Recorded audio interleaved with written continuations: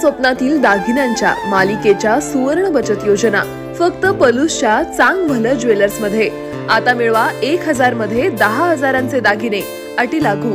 जीवनाचे सौंदर्य साजरे करा चांग भलं ज्वेलर्स सोबत।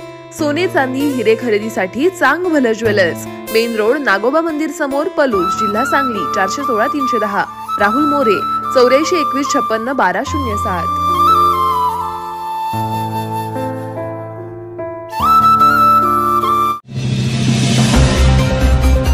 आमदार विश्वजित कदमांच्या विजयानंतर पलूसमध्ये काँग्रेस कार्यकर्त्यांचा जल्लोष करत गुलालाची उधळण, मोटरसायकल रॅली।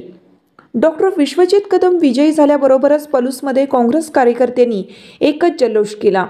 संपूर्ण पलूस तालुक्यात गुलालाची उधळण करीत कार्यकर्त्यांनी मोटरसायकल रॅली काढून आनंद उत्सव साजरा केला। संपूर्ण महाराष्ट्रात काँग्रेस महाविकास आघाडीची वाताहत झाली असताना पलूस कडेगाव मतदारसंघ काँग्रेसशी एकनिष्ठ राहिला। काँग्रेसचा गड डॉक्टर विश्वजित कदमांनी राखला आहे।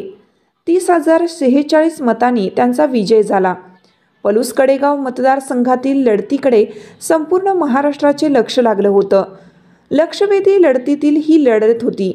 काँग्रेसचे डॉक्टर विश्वजित कदम तर भाजपकडून संग्राम देशमुख यांच्यात चुरशीची लढत झाली। यात डॉक्टर कदम यांनी बाजी मारली। सकाळी पोस्टल मतदानात डॉक्टर विश्वजित कदम आघाडीवर होते।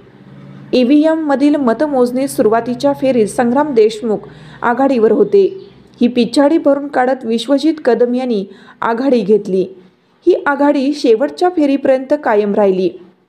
डॉक्टर विश्वजित कदम यांना 1,30,769 मते मिळाली, तर संग्राम देशमुख यांना 1,0705 मते मिळाली। डॉक्टर कदम यांना 30,046 मतांनी विजय मिळवला। सलग 3 वेळा विधानसभेची निवडणूक जिंकून त्यांनी विजयाची हॅट्रिक करून नवा इतिहास निर्माण केला आहे। कडेगाव येथील शासकीय औद्योगिक प्रशिक्षण संस्था ITI इमारतीत एकूण 22 फेऱ्यांमध्ये मतमोजणी प्रक्रिया पार पडली। निवडणूक निर्णय अधिकारी तथा प्रांत अधिकारी रणजित भोसले यांनी निकालाची घोषणा केली। पलूस कडेगाव विधानसभा मतदारसंघातील गावागावातील कार्यकर्त्यांनी फटाक्यांची आतिषबाजी व गुलालाची उधळण करीत आनंद उत्सव साजरा केला।